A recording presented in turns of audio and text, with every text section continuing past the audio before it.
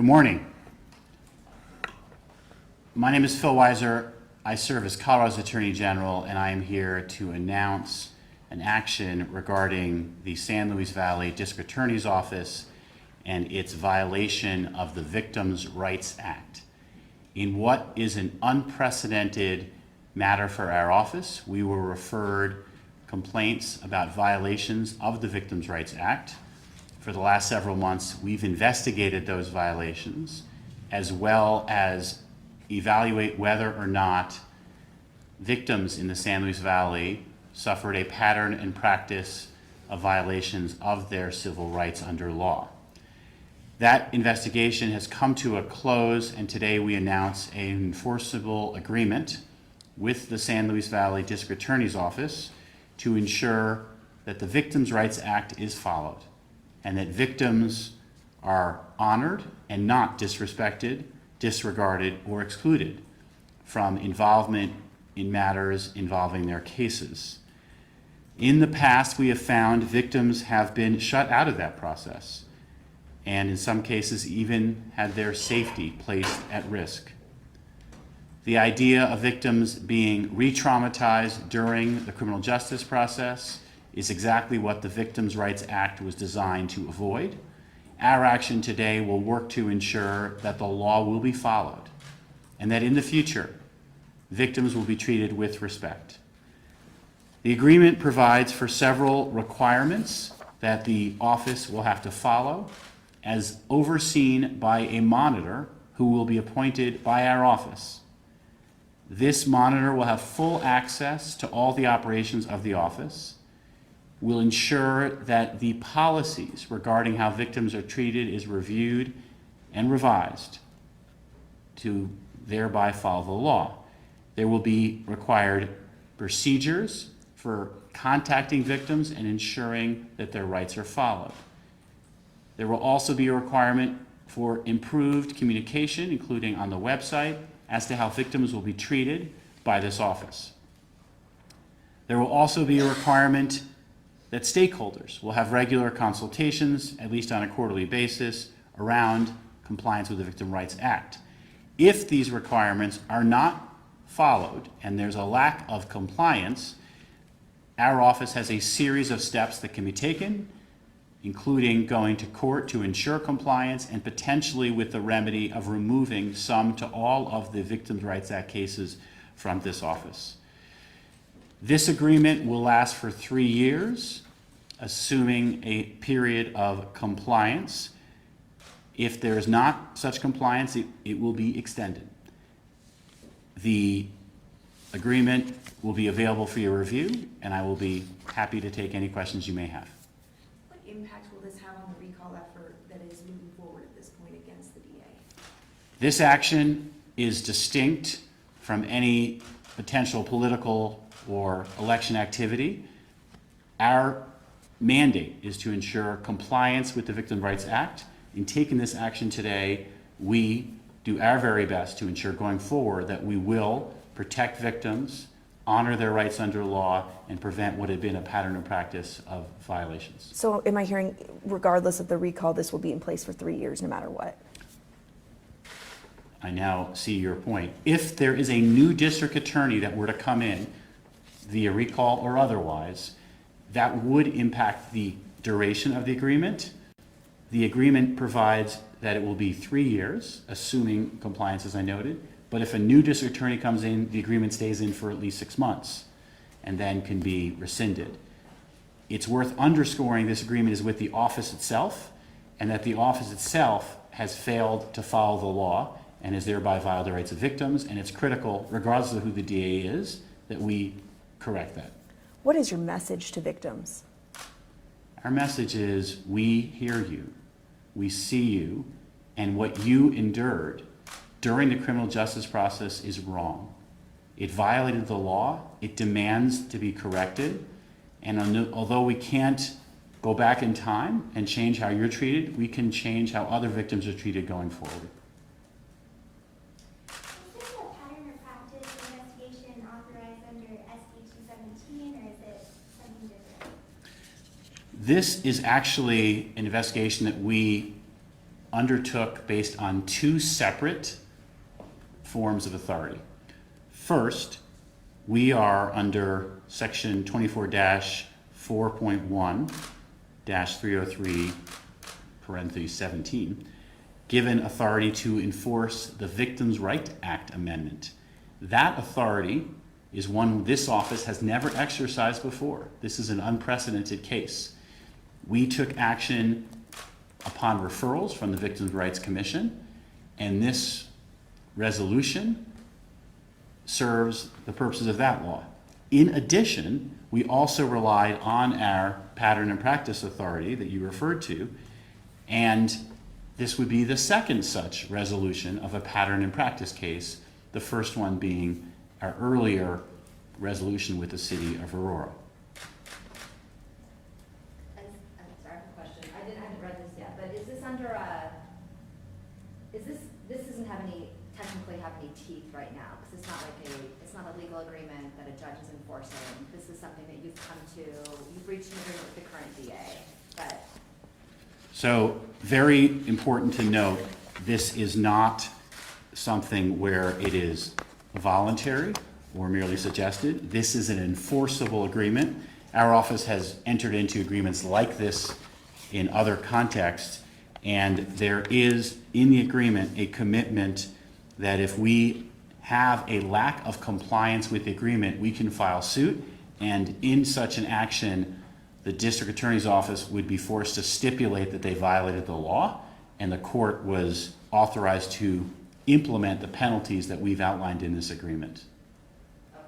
So if a new DA came in and said, like, I'm not gonna do this, you'd have that to fall back. This agreement binds not only the current DA, but any successive DA under the terms that it outlines, which does have a limited time as to a new DA. Okay. In your time in office, have you seen violations of the Victims' Rights Act of this magnitude? Not only have I not seen Victims' Rights Act violations of this magnitude, but in the entirety of the Victims' Rights Act in Colorado history, we've never gotten to this point before. The Victims' Rights Act is enforced by a Victims' Rights Commission who is charged with taking certain steps, like mandating appropriate trainings to correct violations. It attempted to do so in this case, but they were unavailing and ineffective, requiring the commission to refer to our office this matter for enforcement. This is the only time that has ever happened in Colorado history. What does that say to you?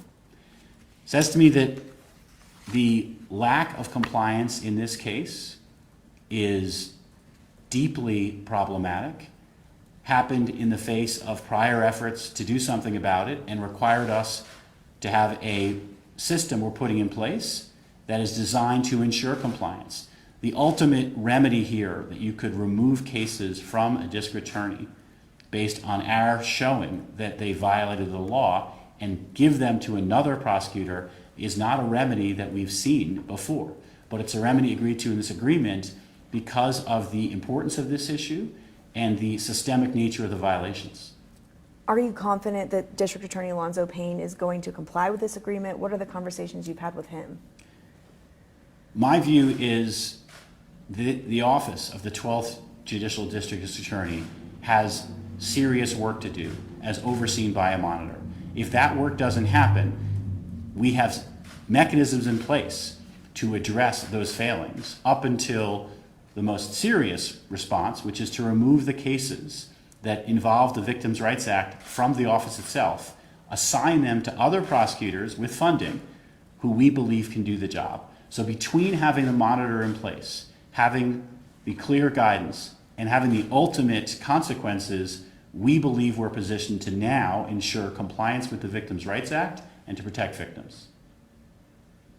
When you were investigating these violations, did you find any motivation for them? Was this a willful approach by the DA, or was this lack of staffing or oversight or something more innocuous? Our charge was not to evaluate why the failings happened, but instead to ask, did they happen? Our conclusion is they did happen. Victims were not notified as required by law. In some cases, they were disrespected and treated rudely. Why that happened was not something we really looked into or rendered a judgment on. What we rendered our judgment is it did happen, it violated the law, and needs to be corrected. What happens if they don't follow your new requirements and they violate them? What, you just said they're just gonna go to a different district attorney, that's all that happens, I guess? The charge we have is to ensure the Victims' Rights Act is followed. If it came to that and they failed to file these requirements and we were forced to remove all Victims' Rights Act cases from the 12th Judicial District District Attorney, that would provide a form of protection for victims, and it would limit the scope of what the district attorney is able to do as district attorney, because we would remove the cases from his docket, if you will, and found other prosecutors to handle it. We are hopeful that that is not going to be ultimately required, but we have built in that mechanism if it's necessary. Did you find instances where Alonzo Payne lied to victims? I don't know that that's something we addressed. I'll need to get back to you if there's anything there we can add. What all did your investigation look at? It was very important for us to make sure that we were fully and able to go to court if necessary to enforce the Victims' Rights Act. As we approach this investigation, like any other investigation, our goal is to defend and enforce the rule of law and protect those who are harmed, knowing it might require litigation to do that. So we went to all the referred cases that involve complaints from victims, others in the community who came forward, law enforcement, and asked questions about how cases were handled and were the Victims' Rights Act requirements followed. What we learned was there was a systemic failure to follow the law and systemic violations of the law. We were prepared to prove that in court if necessary. Because we were able to reach an enforceable agreement, that wasn't necessary.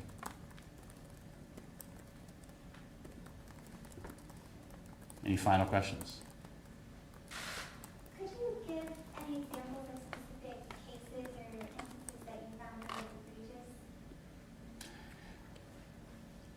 I don't know, I want to single out a specific case, but I do want to speak to a situation that reflects why this matters. When you have a loved one that is harmed, potentially killed, when you suffer as a victim of a crime, the idea of our justice system is to repair a breach in society, that someone has broken our society's social compact and has harmed you against the law. Your rights under the Victims' Rights Act are to be apprised of the proceedings that are happening and the disposition that might happen. To have a case dismissed, for example, before you're ever consulted, without ever understanding what's going on, leads you as a victim to potentially be re-traumatized that the person who harmed you or your loved one isn't facing any consequences in the criminal justice system. The Victims' Rights Act calls for consultation. We want to make sure those protections are followed and victims are treated with respect. Because that didn't happen, we're imposing this enforceable agreement today. Did DA Payne cooperate with your probe? During this investigation, he did cooperate. He was, and members of his team were interviewed, documents were looked at, and he ultimately agreed that the violations we're talking about took place and required this as a remedy, and is indeed signing this as an enforceable agreement. Are you providing additional resources to the DA's office? Because he has said that that's a big part of the issue here. The Colorado Attorney General's office historically has made available resources to rural areas. We're committed to continuing that work. The Colorado District Attorney's Council, who's also concerned and committed to supporting our rural jurisdictions, has also said they'll provide resources. We recognize that part of this issue and want to do all we can to support the San Luis Valley District Attorney's Office.